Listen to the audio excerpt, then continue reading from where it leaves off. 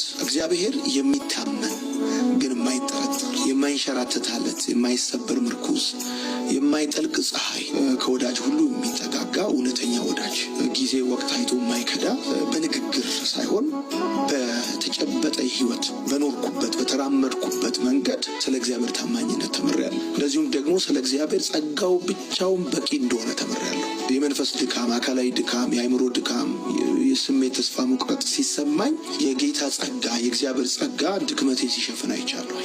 ከምንም በላይ ከኔ ዝግጅት፣ እውቀት፣ ችሎታ አብሮኝ ካሉ ከሁኔታዎች ሁሉ በላይ የእግዚአብሔር ጸጋ ጉድለትን ሲሞላ ድካምን ሲያበረታ አይቻለሁ። የእግዚአብሔርን ጸጋ ተምሬያለሁ። ስለ እግዚአብሔር የተማርኩት